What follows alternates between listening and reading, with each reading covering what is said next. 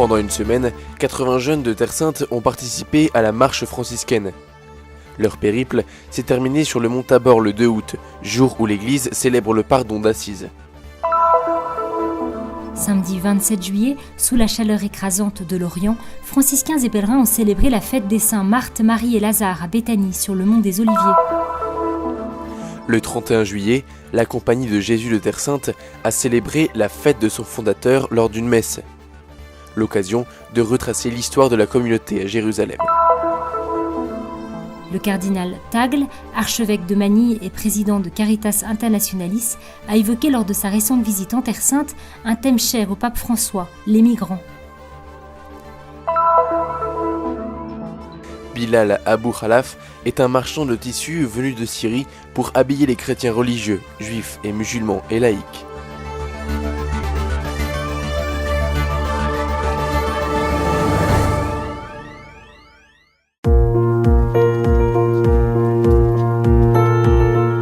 Sept jours de marche sur les sentiers empruntés par le Christ lui-même, il y a 2000 ans. Un défi accepté par plus de 80 jeunes chrétiens de Terre Sainte qui ont attendu avec hâte ce moment. Il s'agit de la marche franciscaine, un événement qui en est à sa 27e édition. Les difficultés liées à la marche sont nombreuses, il est vrai, mais la joie de l'arrivée fait tout oublier. Allora, questa è la sesta marcia che partecipo. C'est la 6e marche à laquelle je participe. L'une des difficultés était celle de la chaleur. Mais ils étaient tellement heureux de faire cette marche qu'ils ont dépassé ces difficultés et se sont donnés de toute leur force. Questa situazione e sono stati anche felici e impegnati. Normalement, je ne vis pas sans mon téléphone portable. Les premiers jours ont été difficiles. Je me suis aperçue que la technologie peut nous détourner de Jésus. J'ai pu ainsi lui consacrer plus de temps et parler à celui qui était à côté de moi. Malgré la chaleur, c'est d'abord la soif de Dieu qui l'emporte dans le cœur de ces jeunes. La gioia, no, è di vedere questi giovani, no, che sono molto belli, no? E questa... C'est une joie de voir ces jeunes, si beaux, si déterminés pour vivre cette relation avec Dieu. Nombreux sont ceux qui ne viennent que pour ça. Dio, no? Questa ricerca, no? Nel più profondo, no? E tanti per questo vengono. Ce qui est beau dans toutes ces marches, c'est que nous voyons l'engagement des jeunes, leur volonté, leur désir de changer, d'être dans la foi et de rencontrer le Seigneur. La marche a commencé à Cana en Galilée, lieu même où Jésus a transformé l'eau en vin. Ensuite, les jeunes sont passés par différentes villes, y compris Nazareth, où ils ont vécu l'expérience unique de prier dans le lieu où Marie a dit oui à Dieu et est devenue la mère du Sauveur.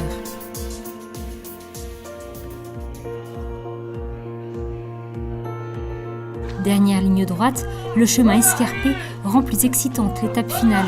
Puis enfin, les jeunes atteignent les hauteurs du mont Tabor, montagne sainte, où a eu lieu la transfiguration de Jésus. Et la fête commence. Nous nous sommes réveillés aujourd'hui à 3h du matin et à 4h. Nous avons commencé à marcher. Nous avons marché 6 heures. Ce fut une expérience unique. Mission accomplie, ou presque. Entre jeunes, tout est l'occasion de faire la fête, même l'heure du déjeuner.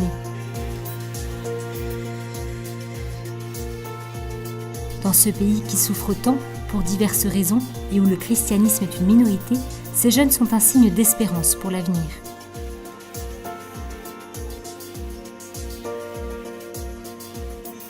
Comme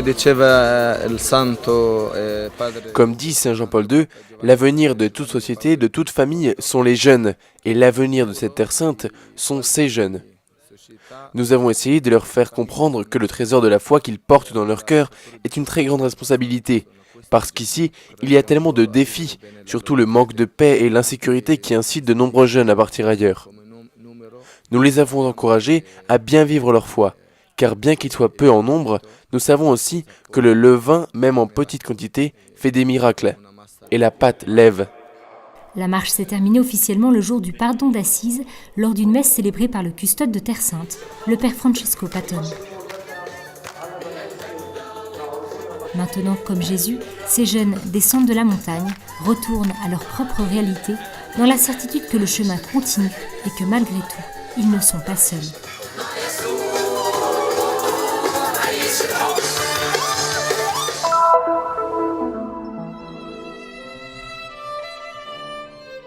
Un ami fidèle est une tour forte. Celui qui l'a trouvé a trouvé un trésor. Cette affirmation contenue dans les Saintes Écritures nous fait comprendre la valeur de l'amitié. Jésus lui-même avait aussi des amis. C'est cette amitié que nous sommes partis redécouvrir à Béthanie, un petit village situé à 3 km de Jérusalem.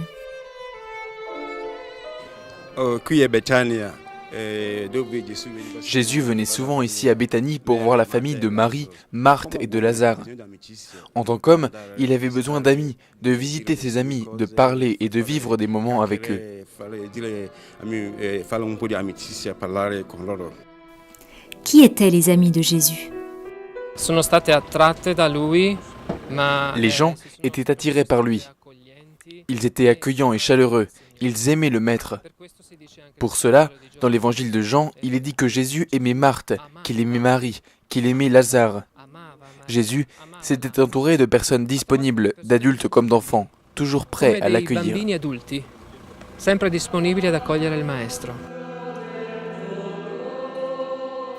En ce jour où l'Église a célébré la fête des saints Marthe, Marie et Lazare, le supérieur du couvent de Saint-Sauveur, le père Marcello Ciccinelli, a célébré la messe. Au cours de l'homélie, le responsable du sanctuaire, le père Michael Sarka, a parlé bien sûr de l'amitié. Il a rappelé son caractère infiniment précieux et le fait que le Christ, en véritable ami, n'a pas hésité à prendre des risques pour Lazare, le frère de Marthe et de Marie. Il lui rendit la vie pour annoncer que lui et ses disciples étaient appelés à ressusciter. Mais comment était Béthanie au temps de Jésus ? C'est un mystère. Il nous faudrait remonter dans le temps. Ce que nous savons tout du moins, c'est que Jésus avait besoin d'être accueilli, et que là, il se sentait bien accueilli et n'hésitait pas encore à demander cet accueil. À nous aussi, il nous est demandé d'être un petit Béthanie. Après la messe, tous se sont rendus en procession à l'endroit où Jésus ressuscita Lazare. Après une courte prière, les personnes présentes ont pu pénétrer le lieu du miracle pour adresser leur prière à Dieu.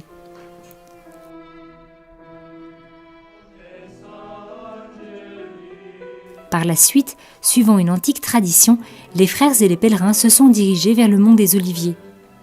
Tous ont prié dans la chapelle de l'Ascension, lieu où, selon la tradition, Jésus est monté au ciel.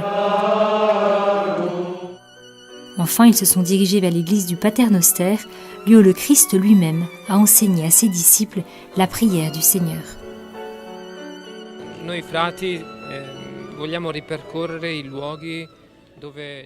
Nous, frères, nous avons ce désir de nous rendre sur les lieux où Jésus a tenu des rencontres, a prié et enseigné. Nous savons de l'Évangile que venant de Béthanie, Jésus se rendait ensuite sur le mont des Oliviers et que c'est ici qu'il allait à la rencontre de la multitude, de ses amis, de ses disciples.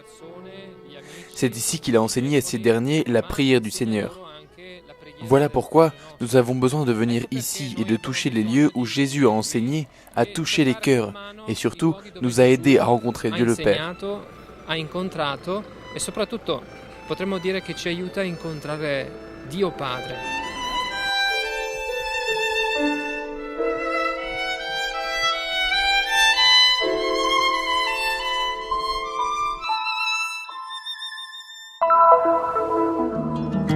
Il fut grand de par son admirable conversion, la rigueur de sa pénitence, ses œuvres magnifiques et diverses, à la plus grande gloire de Dieu et exaltant la Sainte Église. Ainsi commence le texte avec lequel saint Ignace de Loyola fut proclamé saint en 1622. Sa fête a lieu le 31 juillet et la Compagnie de Jésus, l'institut religieux masculin de droit pontifical que le saint a fondé il y a 500 ans, l'a célébré dans le monde entier, y compris dans le siège de la communauté à Jérusalem. Lui era un uomo che voleva vivere in Terra Santa e morire in Terra Santa. C'était un homme qui voulait vivre en Terre Sainte et mourir en Terre Sainte. Pour lui, l'objectif fondamental était de suivre Jésus. Jésus comme il le comprenait, le Jésus historique qu'il imaginait. Puis, grâce à Dieu, il n'obtint pas la permission de rester ici. Il ne revint qu'après avoir parcouru un long chemin de vie et après avoir découvert que le service de Dieu était ailleurs. Il se mit alors à suivre au lieu de Jésus historique, le Christ ressuscité dans l'Église. Storico del Gesù storico ha seguito il Cristo risorto nella Chiesa. Le père Abrego, supérieur de la communauté, a célébré une messe dans le jardin de l'Institut biblique pontifical de Jérusalem, en présence de représentants des grandes congrégations de la ville, notamment le custode de Terre Sainte, le père Francesco Patton. L'emplacement de la maison remonte au début des années 900. C'est le lieu où passaient les groupes jésuites lors de leur périple en Égypte, Israël, Turquie et Syrie, dans ce qu'on appelait les caravanes bibliques. Plus tard, dans les années 20, le Vatican a acheté le terrain où a été construit le bâtiment que l'on voit encore aujourd'hui. Cette maison a commencé comme un centre d'études bibliques et surtout comme base pour les caravanes des étudiants en Bible et archéologues qui travaillaient à Tel Elad Gassoul. Nous en avons quelques vestiges dans notre musée.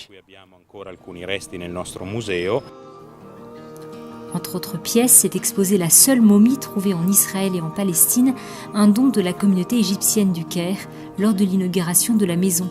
L'archéologie a été une caractéristique de la présence des Jésuites à Jérusalem, sans en être toutefois l'unique.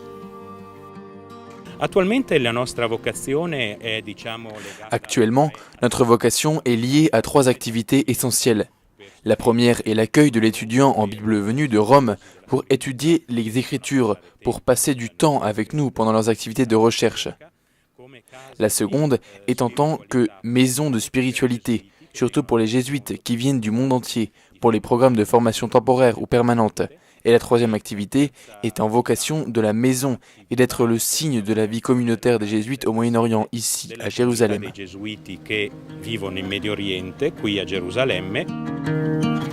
Sur les quelques 16 000 membres de la Compagnie de Jésus dispersés dans 122 pays du monde, sont présents à Jérusalem et à Bethléem 10 religieux de 10 nationalités différentes, suggérant la nature internationale de l'ordre, selon l'intuition de saint Ignace. Son charisme est de rechercher la volonté de Dieu, non la nôtre, changer nos propres images, changer nos propres rêves.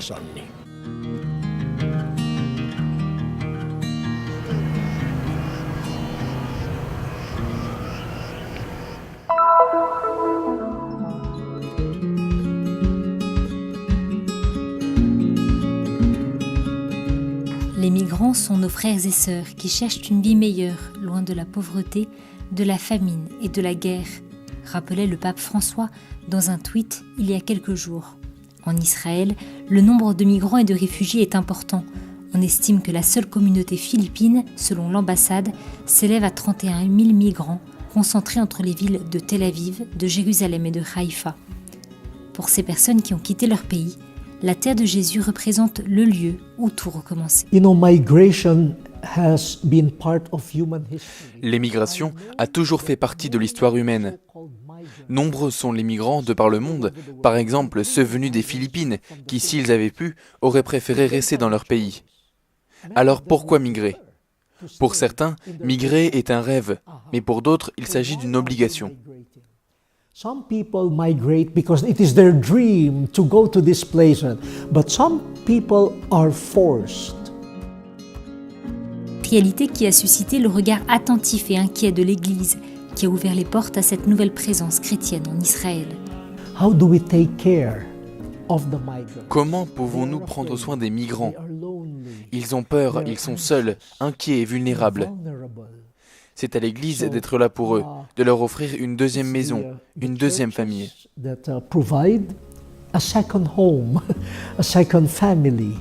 Caritas Internationalis, pour qui le cardinal Tagle est président, lancera une campagne mondiale en septembre pour inviter les gens à rencontrer les migrants, partager avec eux leur histoire et leurs expériences et leur reconnaître une humanité commune. De nombreux migrants parviennent à envoyer de l'argent à leur pays d'origine, mais surtout à leur famille, afin que leurs enfants puissent avoir une vie meilleure, faire partie des meilleures écoles. Mais cela a un coût sur le plan social. Il y a une génération d'enfants qui ont grandi avec un ou même leurs 2 parents absents.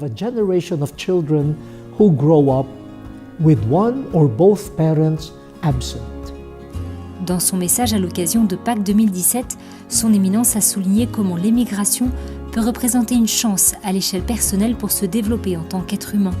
Il s'agit pour beaucoup d'une chance pour construire une vie meilleure, pour soi-même et pour les générations futures.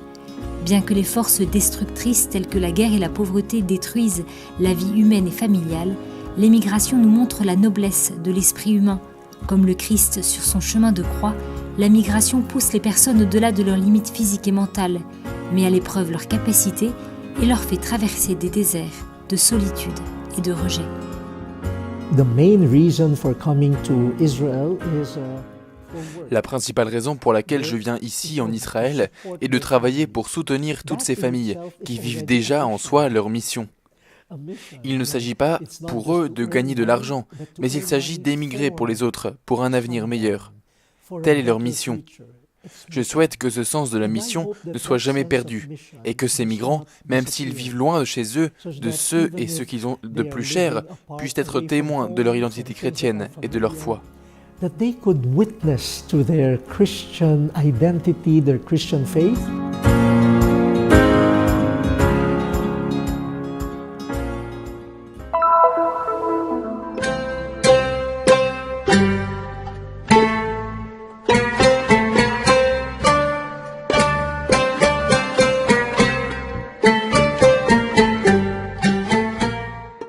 Bilal Abou Khalaf n'est pas un acteur qui se prépare à jouer une scène de vieux film, mais un marchand de Jérusalem qui a l'habitude de porter les vêtements qu'il vend dans sa boutique de tissus de qualité dans la vieille ville de Jérusalem.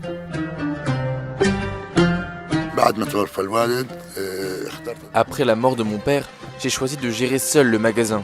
J'ai acheté cette boutique rue Muristan et j'ai décidé de la dédier aux tissus et au patrimoine des 3 religions monothéistes. J'ai importé de Syrie des tissus typiques et des vêtements traditionnels d'hommes et de femmes, ainsi que des vêtements utilisés par les religieux chrétiens, musulmans et juifs. J'ai choisi ceux des 3 religions monothéistes afin que les fidèles des 3 religions puissent se rencontrer dans le magasin. C'est ainsi qu'il est arrivé qu'ils se rencontrent par hasard et fassent connaissance.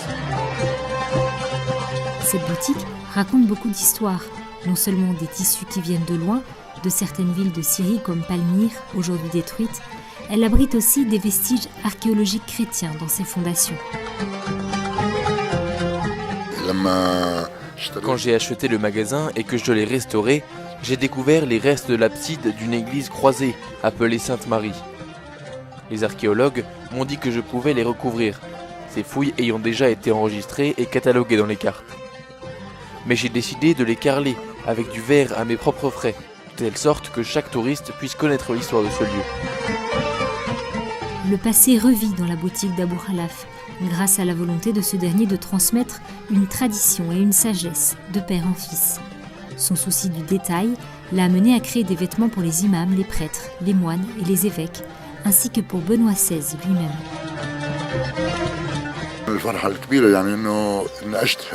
Je suis très heureux d'être devenu célèbre à l'étranger grâce au pape. Je suis également fier que le seul don de Jérusalem qu'un cardinal en visite ait acheté ici pour le pape soit des vêtements de mon magasin.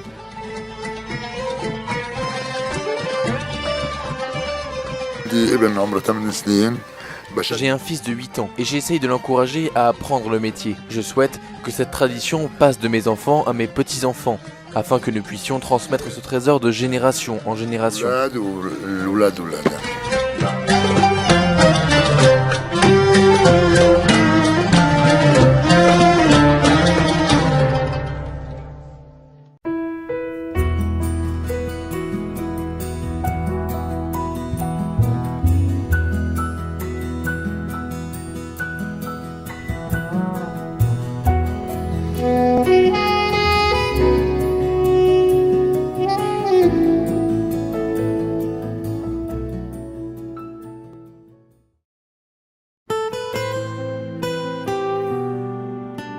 La mission du Christian Media Center est d'apporter au monde le message de la Terre Sainte, la terre du 5e évangile. Diffusion, reportages, nouvelles, documentaires, actualités de l'Église et de la vie quotidienne des chrétiens de Terre Sainte. Vous pouvez nous aider dans cette mission afin que soit connu et répandu le message de la Terre Sainte. Aidez-nous. Visitez notre site web